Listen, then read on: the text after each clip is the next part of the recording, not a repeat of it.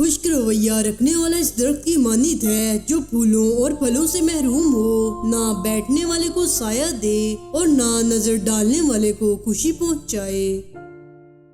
मुझे अफसोस इस बात पर होता है कि इंसान अशरफुल मखलूकात है, फिर भी इंसानों के जागने से पहले परिंदे जाग जाते हैं। कुछ लोगों के पीछे भाग भाग कर आप ये सोचते हैं कि एक न एक दिन उन्हें कदर आ ही जाएगी, तो याद रखना आप सिर्फ खुद को थका रहे हैं और अपना कीमती वक्त बर्बाद कर रहे हैं। कदर जिसने नहीं करनी उसने नहीं करनी। आप जबरदस्ती किसी से अपनी कदर नहीं करवा सकते। इंसानी जुबान की मुनाफकत देखकर बिलाशुबा इब्लीस भी मुस्कुराता होगा। दुआओं को अल्लाह ने बहुत ताकत दी है कि दुआएं दोनों जहां को हिलाकर रख देती हैं। नसीब तो फिर दूर की बात है। दुआएं देने वाले से बढ़कर दुनिया में कोई सखी नहीं और दुआएं समेटने वाले से बढ़कर दुनिया में कोई दौलतमंद नहीं।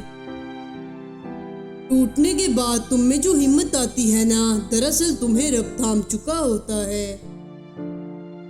जिंदगी आजमाइशों का समुंदर है। किसी से लेकर आजमाया जाता है तो किसी को बेतहाशा देकर आजमाया जाता है। बस कहीं सब्र की और कहीं शुक्र की आजमाइश है। यकीन रखने वाले यकीन रखते हैं और रास्ते बनाने वाला रास्ते बना देता है। तो तुम यकीनन देशों में पड़े हो। मंसूबे भी वो बनाता है और रास्ते भी वही निकालता है। तुम्हारा काम बस दुआ करना है, सब्र की उस आखिरी सांस तक, जब तक तुम्हें वो मिल नहीं जाता जो तुम्हें चाहिए। और जब तो अक्ल करो तो ये मत सोचो कि जो मांगा है वो मिलेगा कैसे, बल्कि इंतजार करो कि जो मांगा है वो हर हाल में मिलेगा। कब और कैसे, इस बात का फैसला वसीले बनाने वाले पे छोड़ दो। ये जल्द खत्म होंगी, तुम्हारी दुआएं कबूल कर ली जाएंगी। वो दिन दूर नहीं अब जब तुम्हारा इंशाल्लाह अल्हम्दुलिल्लाह में तब्दील हो जाएगा। जब आप पर आजमाइश का वक्त आए तो ये मत सोचें कि आप पर कितनी बड़ी आजमाइश है। आप ये सोचें कि आप कितने खुश नसीब हैं कि अल्लाह आपके इम्तिहान ले रहा है। अगर आपको वो फसल पसंद नहीं जो आप काट रहे हैं तो आप इन बीजों की जांच कीजिए जो आप बो रहे हैं। आप जिसके साथ जितना मुखलिस होंगे वो आपको उतना ही जोरदार थप्पड़ मारेगा कि आपकी मुखलिसी भी हैरान रह जाएगी। कौन, कब, किसका और कितना अपना है ये सिर्फ वक्त बताता है। कुछ इंसान बिच्छू तबीयत के मालिक होते हैं। आप चाहें इनसे जितनी मर्जी नेकी कर लें, आखिर पर वो डंग ही मारेंगे। कुछ लोगों से ताल्लुक बढ़ा के इनकी हकीकत खुलने के बाद इंसान सोचता है फासले कितने अच्छे थे, कितनी इज्जत थी।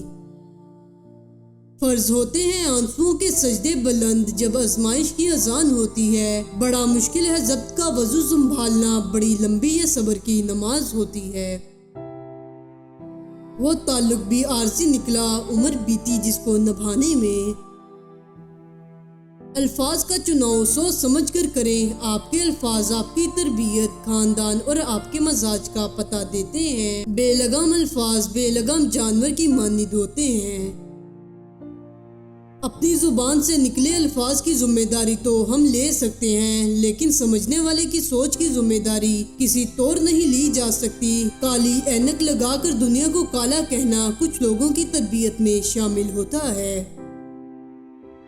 हर वक्त तंजिया लहजा रखने वाला अपना वकार खो बैठता है। इन लोगों के साथ तो गुजारा हो सकता है जिनकी तबीयत खराब हो, मगर उनके साथ नहीं जिनकी तरबियत खराब हो। घड़ी की सुई औकात बताती है और इंसान भी एक घड़ी है। जुबान उसकी सुई है जो बंदे की औकात बताती है। जहाँ हर बात पर देनी पड़े वजाहतें, बेहतर है वहाँ कोई बात ही ना हो। वो आंसू बहुत कीमती हैं जो खुदा के हुजूर गुनाहों की माफी के लिए बहे। सभी इंसान अहमक होते हैं। अगर तुम वाकई किसी अहमक की सूरत नहीं देखना चाहते तो खुद को अपने कमरे में मुकफिल कर लो और आईना को तोड़कर फेंक दो। हम जो करते हैं वो कभी हमें गलत नहीं लगता, हमें सिर्फ वो गलत लगता है जो दूसरे करते हैं। जिस तरह छोटे छोटे सुराख बंद कमरे में सूरज तुलू होने का पता देते हैं, इसी तरह छोटी छोटी बातें इंसान का किरदार नुमाया करती हैं। प्यास अगर शिद्दत भी पकड़ ले तो भी जहर मिला पानी नहीं पिया जा सकता। जिंदगी गुजारने के लिए बर्दाश्त करने का ये मतलब नहीं कि आप इसको अपना लो या अपनी जात का हिस्सा बना लो। जहर खूबसूरत सी पैकिंग में भी दिया जाए तो जहर ही है। इख्तलाफ के बावजूद एहतराम से पेश आना कमजोरी नहीं, खानदानी होने की दलील है। हमेशा खुश रहा करो, क्योंकि परेशान होने से कल की मुश्किल दूर नहीं हो जाती, बल्कि आज का सुकून भी चला जाता है। आज अगर सब्र का दिन है तो कल अजर का होगा। कड़वा सच, हम सब फेसबुक के मोमिन और माशरे के इब्लीस हैं।